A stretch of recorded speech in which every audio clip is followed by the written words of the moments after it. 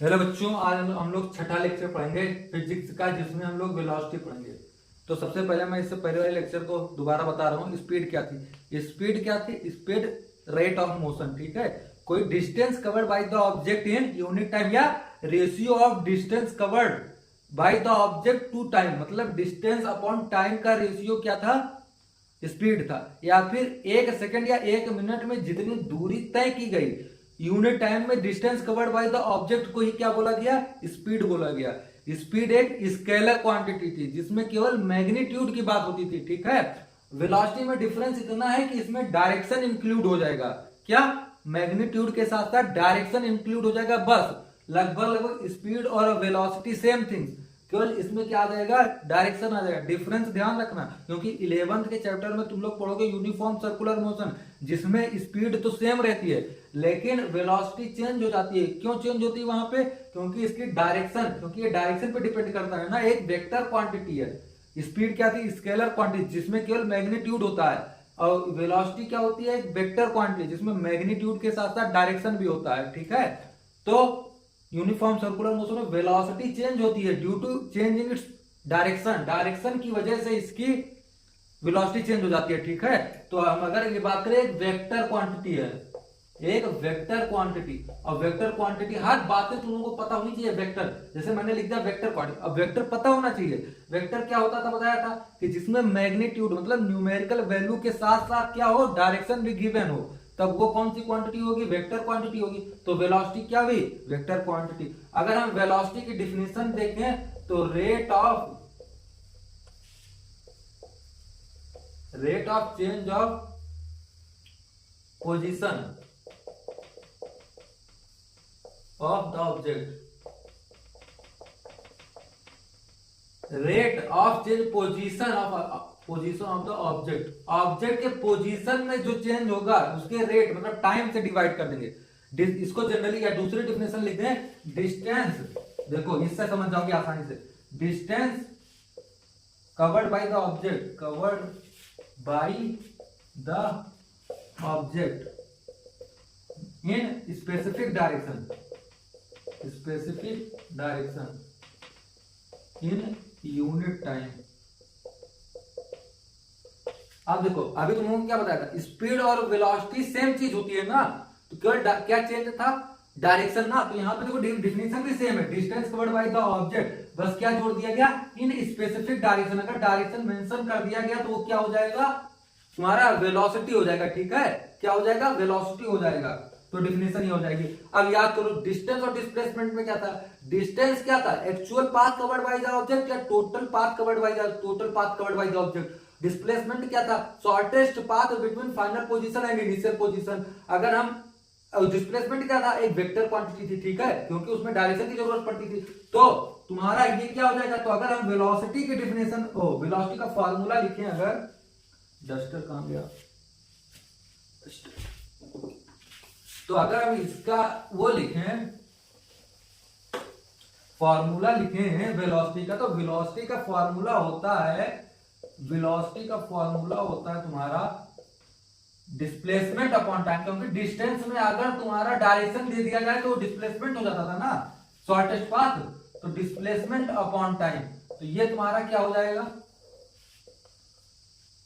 ठीक है, ये तुम्हारा क्या हो जाएगा? वेलोसिटी। ये वेलोसिटी वेक्टर क्वांटिटी, ये ध्यान रखना। ठीक है, वेक्टर क्वांटिटी। अब एग्जांपल के तौर पे अगर देखो, एग्जांपल के तौर पे समझा रहा हूं, तो डिफिनेशन याद रखना है, कौन स्केलर क्वांटिटी है कौन वेक्टर क्वांटिटी। अगर एग्जांपल पे एक कार इज मूविंग, एक car is moving with 60 kilometre per hour, 60 kilometre per hour, तो ये क्या दिया गया है? स्पीड या वेलोसिटी? बताओ, स्पीड या वेलोसिटी?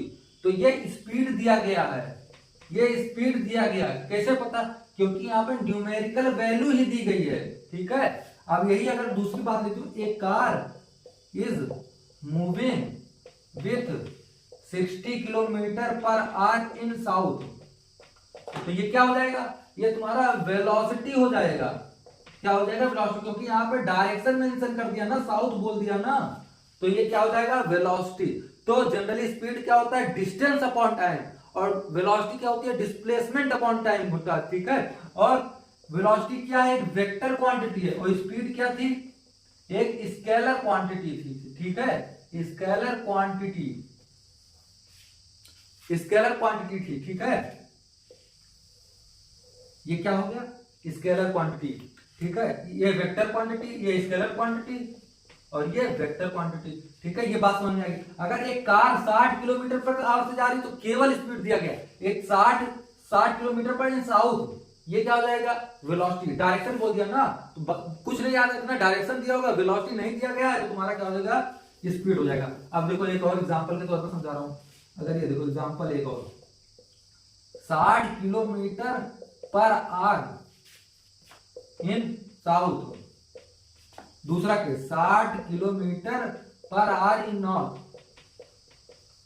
तो यहां पे क्या होता हो, यहां पे वेलोसिटी सेम है कि अलग, बताओ, वेलोसिटी सेम है अलग, यहां पे वेलोसिटी अलग हो गई, velocity different, velocity differ, velocity differ क्यों हो गई, क्योंकि डायरेक्शन चेंज हो गया ना, पहले साउथ में जा रही थी अब नॉर्थ में जा रही है, ठीक है।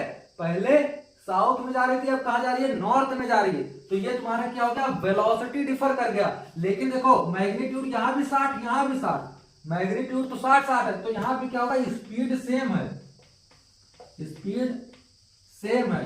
तो अगर कोई तुमसे बोल रहा है एक कार 60 किलोमीटर प्रति सेकंड से नॉर्थ जा रही है, एक कार 60 किलोमीटर प्रति सेकंड से नॉर्थ या साउथ जा रही है, एक नॉर्थ की तरफ जा रही है, साउथ की तरफ जा रही है 60 किलोमीटर प्रति आवर से, तो दोनों में क्या कॉमन है, दोनों की स्पीड कॉमन है, दोनों का वेलोसिटी अलग है, क्योंकि velocity is a vector quantity, उसमें मैग्नीट्यूड के साथ साथ डायरेक्शन भी बताते हैं, ठीक है।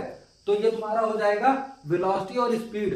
तो स्पीड वेलोसिटी क्या होती है, स्केलर क्वांटिटी, दोनों कौन स्केलर है कौन वेक्टर, ठीक है। डिफिनेशन क्या हो गया, फार्मूला क्या हो गया, ये बात समझ में आ गई, ठीक है। तो ये बात क्लियर होगी। ये पॉइंट ध्यान रखना, अगर एक कार 60 किलोमीटर पर आवर से साउथ में जा रही है, एक कार 60 किलोमीटर से नॉर्थ में जा रही है, तो इसमें क्या कॉमन है, इसमें स्पीड सेम है, इसमें डिफर क्या कर रहा है, वेलोसिटी डिफर, क्योंकि वेलोसिटी क्या है, एक वेक्टर क्वांटिटी है। रीजन भी पता होना चाहिए डिफर क्यों है, क्योंकि एक वेक्टर क्वांटिटी है और वेक्टर क्वांटिटी में डायरेक्शन पता होना चाहिए, इन दोनों का डायरेक्शन अलग अलग है, इसी वजह से ये तुम्हारा डिफरेंट है।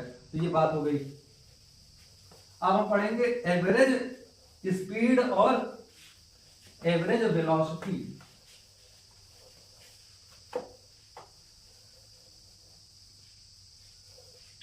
हाँ देखो, एवरेज स्पीड क्या होती है और एवरेज वेलोसिटी क्या होती है। एवरेज होता है total distance covered by the object in total time, total distance covered by the object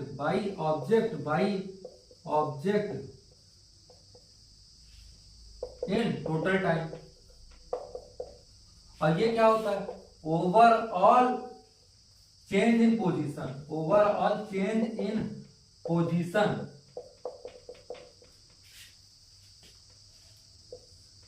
overall change in position to the total time. इसका फॉर्मूला क्या होता है, एवरेज स्पीड होती है total displacement, total distance upon total time.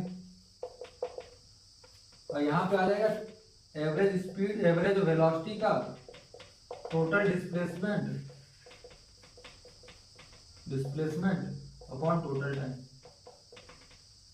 आप देखो ये समझा, ओवरऑल चेंज, जैसे पहले एवरेज स्पीड क्या होती है, एवरेज स्पीड होता है मतलब पूरे पास, मान लो मेरे को यहां से लखनऊ तक जाना है, ठीक है, मेरे को यहां से लखनऊ तक जाना है, तो मेरी स्पीड कहीं पे ज्यादा होगी कहीं पे कम होगी, क्योंकि कहीं पे ट्रैफिक मिलेगा कहीं पे नहीं मिलेगा, तो कहीं मेरी गाड़ी तेज चलेगी कहीं धीमे चलेगी। तो एवरेज क्या बोलते हैं कि मतलब टोटल जर्नी में मेरे को कितना कवर करना पड़ा, कितना डिस्टेंस कवर करना पड़ा, कितना टाइम लगा। अगर एवरेज स्पीड मतलब अगर एवरेज स्पीड निकालने तो मतलब उसका मतलब यह होगा कि मैं उस स्पीड से लखनऊ अगर कांस्टेंट उसी स्पीड से जाता तो मेरे को इतना स्पीड से चलना पड़ता। मतलब देखो सिंपल है कि मेरे को यहां से लखनऊ तक जाना है तो मेरी स्पीड कहीं धीमे कहीं तेज होगी, तो मेरे को एवरेज स्पीड इसलिए निकालते हैं कि अगर मैं इस स्पीड से चलता तो मैं कंटिन्यू अगर इस स्पीड से चलता रहता मैं तो इतने टाइम में मैं लखनऊ पहुंच जाता, ठीक है। जैसे एग्जांपल के तौर पर मैं समझा रहा हूं, एवरेज का मतलब होता है कि जब कोई अनइक्वल या नॉन यूनिफॉर्म मतलब समझे कि कहीं पे स्पीड ज्यादा कहीं पे कम। तो देखो मान लो मेरे को 1 सेकंड में, मान लो मैं 1 सेकंड में पहले 5 मीटर चला, ठीक है, फिर मान लो मैं 1 सेकंड में फिर 5 मीटर, 5 नहीं 10 मीटर चला, ठीक है। तो मान लो मैं फिर 2 सेकंड में, फिर 2 सेकंड में मैं 10 मीटर चला। अब पहले मेरी स्पीड यहां से मान लो ए से बी तक, बी से सी तक, फिर सी से डी तक, एग्जाम्पल, ठीक है। तो ए से बी तक मेरी स्पीड क्या होती है, स्पीड का फॉर्मूला क्या था, distance covered by the speed equal to distance upon time. Distance कितना है 5 और टाइम 1, तो मेरी स्पीड क्या होगी 5 मीटर प्रति सेकंड, कहां से, ए से बी तक के बीच में, ठीक है। और बी से सी के बीच में, तो बी के सी बीच में स्पीड क्या हो जाएगी, डिस्टेंस अपॉन टाइम। तो बी से सी के बीच में क्या होगी 10 मीटर प्रति सेकंड, यहाँ पे 5 मीटर प्रति सेकंड और 10 मीटर प्रति सेकंड बी से सी तक। और यहाँ पे स्पीड इक्वल टू 10/2, तो यहाँ पे कितना गया 5 मीटर प्रति सेकंड। तो यहाँ ये स्पीड सी से डी है। देखो ए से बी के बीच में स्पीड अलग, बी से सी के बीच में स्पीड अलग, सी से डी के बीच में स्पीड अलग, हर जगह स्पीड अलग अलग है। अब हम टोटल नेट या एवरेज स्पीड निकालेंगे, मतलब अगर मेरे को यहाँ से यहाँ तक जाना तो एक एवरेज मतलब एक कांस्टेंट स्पीड क्या होनी चाहिए कि ए से बी तक मैं चला जाऊं। तो अगर मेरे को एवरेज निकालना होता है तो एवरेज निकालने के लिए टोटल डिस्टेंस कितना है 5 10 15 15 10 25, तो 25/2 1 3 4 टोटल 4, तो 25/4 आ गया। तो 25/4 कितना हो जाएगा 6.25 आ जाएगा ना। तो 6.25 क्या आ गया मेरी, मतलब कि कांस्टेंट स्पीड, में इतने स्पीड से पूरे यहां तक जा सकता था कि मेरी स्पीड ये 6.25, मतलब मेरे यहां से यहां तक सेम वेलोसिटी रहेगी, सेम स्पीड रहेगी 6.25 मीटर प्रति सेकंड, ठीक है।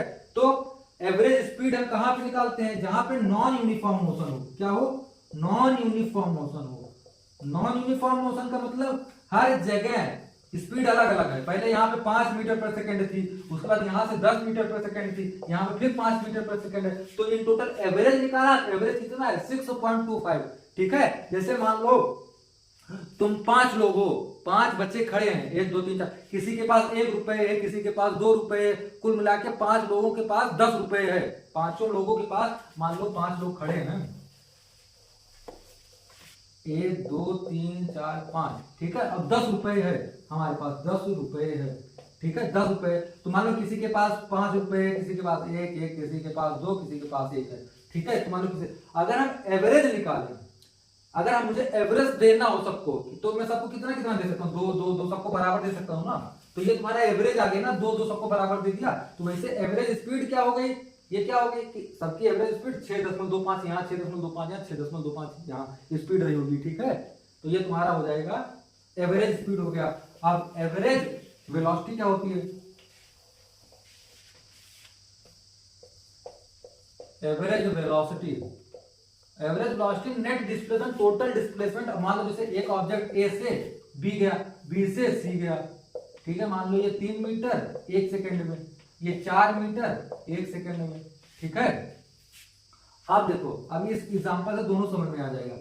एवरेज स्पीड कैसे निकालोगे, एवरेज स्पीड मतलब टोटल डिस्टेंस कितना कवर किया, टोटल डिस्टेंस, डिस्प्लेसमेंट नहीं, स्पीड क्या होता है टोटल डिस्टेंस अपॉन टोटल